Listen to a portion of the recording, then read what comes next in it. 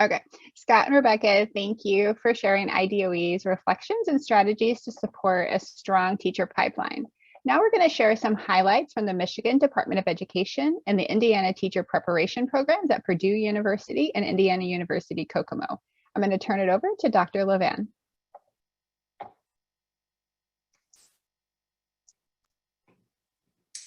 Thanks, Billy. My name is Sarah Levan, and I work at the Michigan Department of Education in the Office of the Educator Excellence, which is Michigan's Educator Workforce Ecosystem Office. At the department, we draw on a theory of action that acknowledges the essentiality of diverse educator workforce and the importance of addressing barriers to recruiting and retaining educators. At the center of our efforts is the goal to increase the number of certified teachers in areas of shortage and also grow and diversify our workforce. In the next two slides, I'll share a few of our recent efforts around this goal. They are, some of them are in the beginning stages and some are midstream. So we don't have a lot of results right now. Next slide. The first initiative falls under our Future Proud Michigan Educator campaign, otherwise known as FPME. And this has the goal of expanding access to programming and reducing barriers for future educators. So those who are not quite in the pipeline yet, they span, as you can see on the right, students in grades 6 through 12, all the way through educators who are currently working in other states and who are interested in becoming certified in Michigan. I'd like to focus on our newest initiative or effort. It's called the Explore program, and it's located in the first category in the students in grades 6 through 12. The Explore program is brand new. It's programming aimed at pre-collegiate students to explore teaching as a potential career. The intent is to reduce barriers to higher education and educator preparation, as well as support schools with context-specific or what we say is grow your own approaches to teacher recruitment. And then by default, it's also to promote positive messaging about the teaching profession, because as students go through these programs and teachers teach in these programs, they have positive feelings and then they share them with the community. You're probably wondering why create another type of middle or high school recruitment or grow your own program, especially since most states have a successful history of offering career and technical ed programs. Well, we found that not all students have access in Michigan to CTE programs, and that CTE programs require a significant commitment from schools and students and create some barriers that are unintended barriers. So in creating the Explore programs, we set out to reduce as many barriers as possible. Some include, we offset all development costs for curriculum by providing free curricular resources, scope and sequence, learning objectives. We're providing free professional learning for mentor teachers, a $10,000 planning grant for school districts to design the program and recruit students. We've tried to reduce the barrier for that comes along with course design. And so we're designing flexible course opportunities, such as flipped staffing and delivery models, virtual models, and out of school time models that don't rely on traditional staffing, because we found that was one barrier for schools to implement these kinds of programs. We were thinking about how do we reach more students, especially those from historically marginalized backgrounds. And so we focused the curriculum around topics of identity, equity, and college access, and also encouraged LEAs, or local education agencies, to tailor the program to their locale and their learning needs. And so the curriculum is not only aligned to what they need, it's also aligned to the Michigan Teacher Preparation Program requirements. And our hope is that it'll allow students to more easily transition to educator preparation and do it earlier, instead of waiting till their freshman or sophomore year. And then the last barrier we were trying to overcome is providing staffing guidance to the school, because we know that the instructor matters as much as the actual program, and that recruitment is about who's recruiting into the profession as much as it is what they're recruiting into. I do want to acknowledge that we were lucky to be able to use the resources that Washington State provided. They had lots of research and data and materials as a foundation for this work, and they shared them openly, and we benefited greatly. Next slide.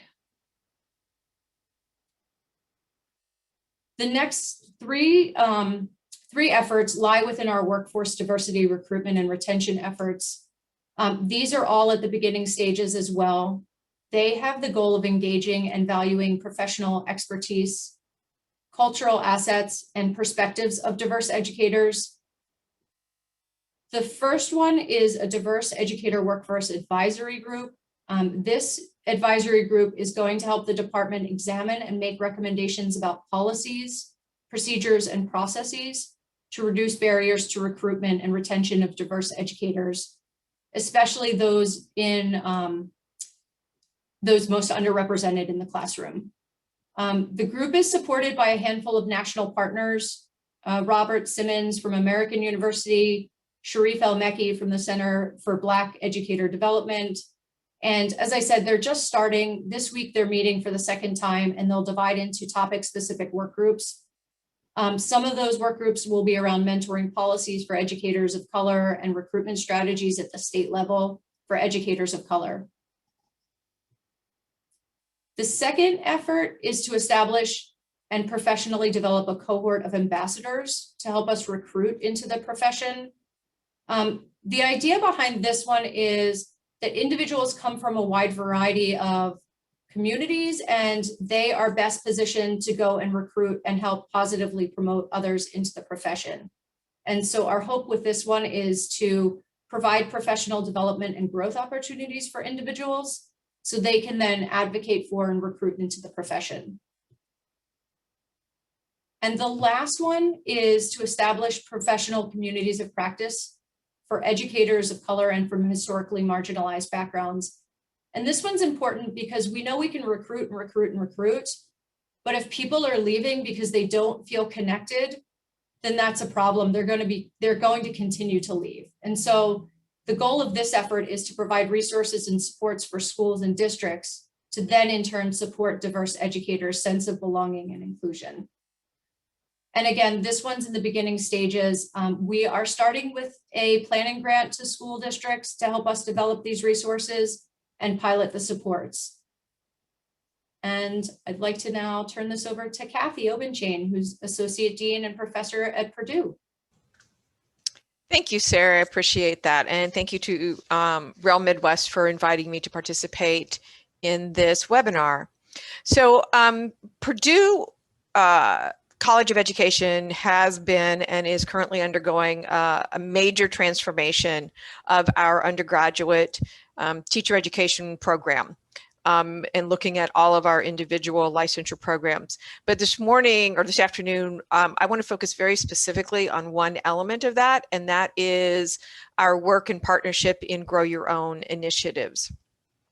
So our objectives for the Grow Your Own were to find a way to reduce the cost of higher education through some creative ways of reducing housing costs at the beginning and the end of the program, perhaps reducing some tuition costs, and finding a way to offer some paid residencies. We also want to encourage youth to invest in and stay in their communities. So, we have a number of rural communities in Indiana, and a lot of young people, if they go to college, when they go to college, they find it really difficult to come home again and find a professional career. So we wanted to create the space that lets them know that the community is investing with them and investing in them. This is also consistent with the strategic goals of the Indiana Commission for Higher Education, often called ICHE. And our Grow Your Own programs that I'm going to be talking about today are ones that are funded through the Indiana Department of Education, and Rebecca had mentioned that as well. Next slide, please.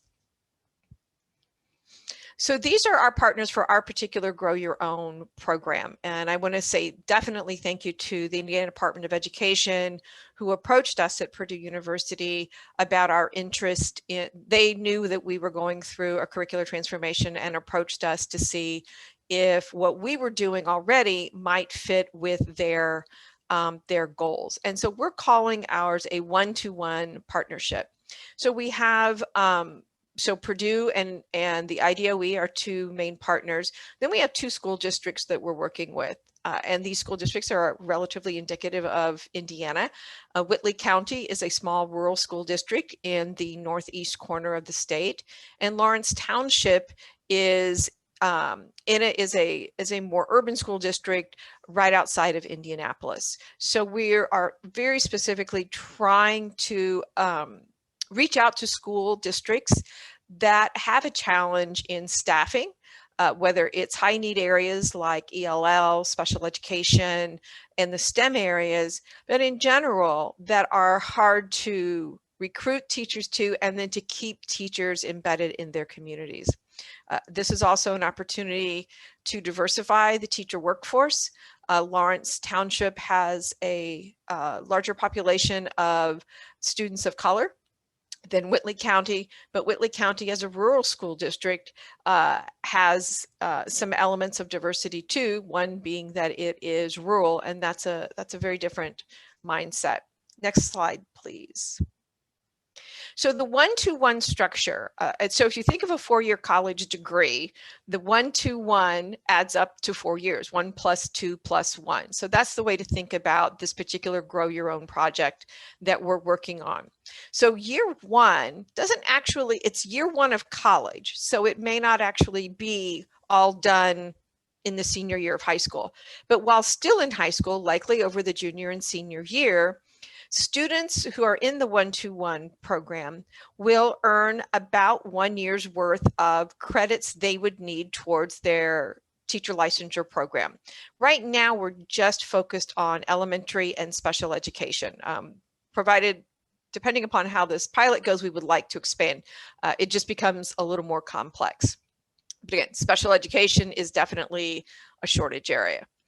But there's a combination of ways that students can meet this year one. It could be dual credit courses, the CLEP program, college level examination program, or advanced placement program and courses, and online classes. So what we have found so far is there's no one way. We can't do it just with dual credit, and we can't do it just with AP exams, that there needs to be a variety of ways for us to create opportunities for students. And I need to speed up. It's approximately 30 credits. It also, and this is an important point, includes what we call early start, and that would be between years 1 and 2, that these participants or these students would come to Purdue for about 5 weeks in the summer to get acclimated to campus, to begin to meet their peers, and to take Purdue courses online. Years 2 and 3 are traditional on campus with everyone else. If you could go on to the next slide. Year 4 is a year-long residency back in a student's home community. We are hoping to adopt and use an adaptation of what Arizona State uses called the 3-2-1. And you can see what that includes is 3 residents, 2 classrooms, and 1 mentor teacher. What that requires is that there is an unfilled teaching position, and the salary for that unfilled teaching position gets split 4 ways. 3/4 of it go to the resident interns, and 1/4 goes to the mentor teacher for their added responsibilities. Next slide, please. And that is, there is my contact information. And I thank you for your time. And I'm going to pass it off to Leah for my UK.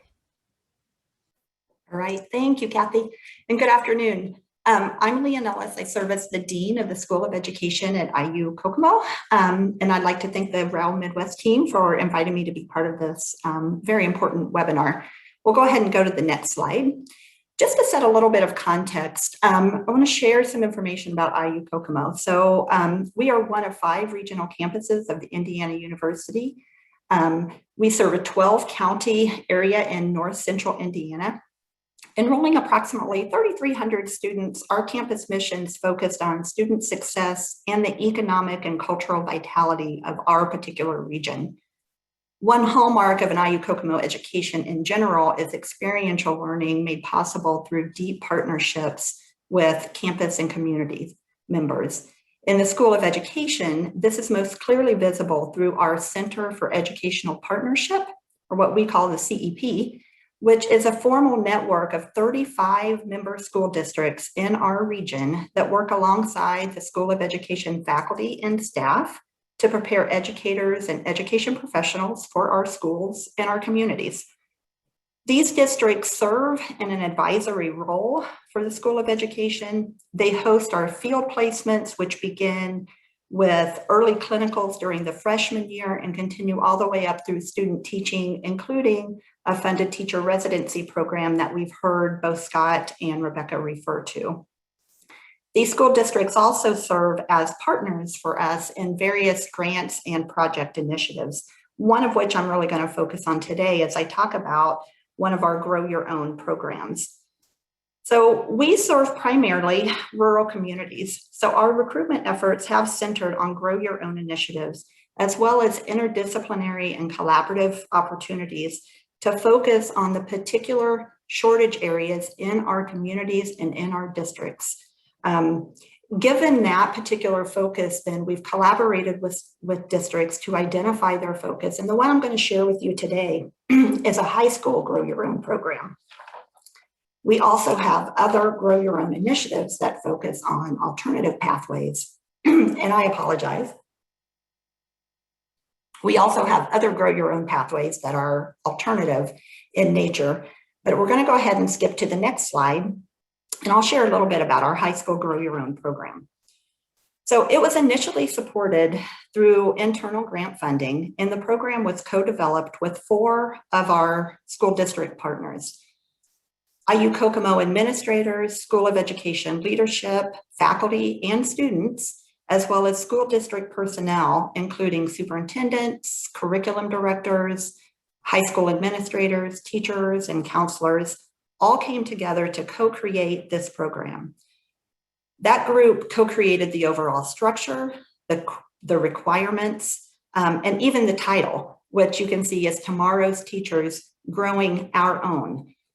Districts provide leadership for recruiting and mentoring their participating high school students, and they've done that in a very targeted and focused way. Some districts have focused on encouraging students from traditionally underrepresented groups to participate in the program, with hopes that these individuals will one day return to the district for employment.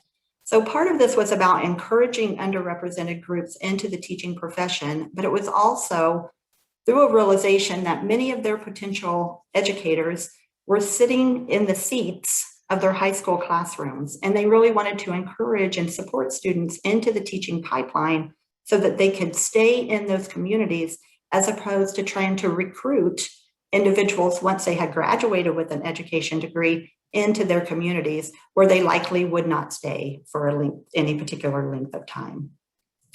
So the program was initially designed in an intentional way with sufficient flexibility so that all of the districts could customize it to meet their own particular needs.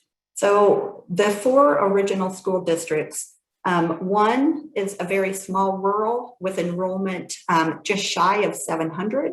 One of the other school districts that's been participating has an enrollment of about 6,000. So they obviously needed to implement the Tomorrow's Teachers program in very different ways in their district. So we partnered with them to ensure that that was possible. We are entering our 4th year of implementation, which we are very proud of, and it's been quite successful and very positive, and I'll share a little bit of data to that effect in a moment. We, of course, continue to revise and improve the program. We revise to remain in alignment with state high school graduation and CTE requirements, and to provide an optimal student experience.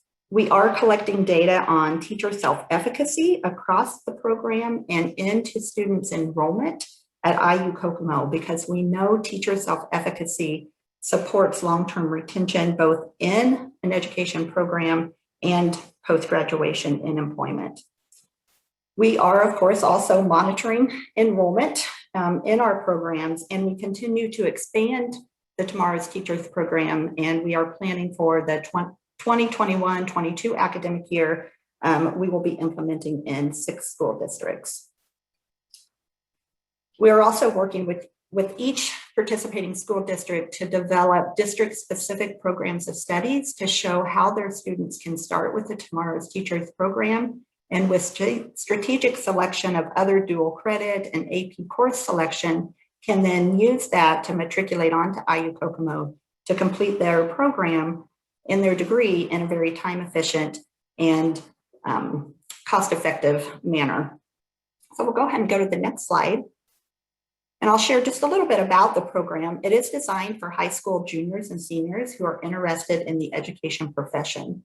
We refer to it as containing 3 main components. The first are education foundation courses that are taken 1 per semester across the junior and senior years of high school. Those courses are taught by IU Kokomo School of Education faculty through a blend of in-person classes that meet in the high schools, as well as synchronous and asynchronous online. There is a high school teacher who serves as a facilitator and a liaison for the purposes of the program. Participating students also complete course requirements and assignments in grade P through 8 classrooms in their home district. Those placements are coordinated and overseen by the high school facilitator, and they align to the course objectives. Students also participate in several on-campus opportunities where all of the students from all 4 or now 6 school districts who are involved in the program come together for combined class meetings and for on-campus events multiple times each semester. And we'll go ahead and go to the next slide. So with enrollments between 250, 275, we are considered a small EPP. However, through various collaborations, we're able to offer multiple licensure and degree programs and leverage our resources to be responsive to school district needs. You can see our enrollment over the past 4 years has increased overall, especially at the fall semester. And we've also observed an increase in the number of students of color, particularly Latino students, which we can track back to the intentional recruitment of students by some of our school districts who participate in the Tomorrow's Teachers program. We certainly realize that this data is relatively short when we're looking at a few years here, but we certainly see it as a promising trend, both for the pipeline. We are also, as you might expect, also increasing our focus on really intentional retention efforts, both during the program and after graduation. So for example, we will launch for the first time this summer an educator wellness retreat that will be in conjunction with a new mentoring program that we are starting, where both current students and recent graduates will be paired with a local educator who will serve as a mentor and a support to them during their initial years in employment. So I think I'm in under time, and we're going to go to the next slide, which gives you my contact information. I'd be happy to answer any questions that you may have, or if you have good examples of how you are making this work in your homes, in your communities, I would love to hear those as well. Thank you.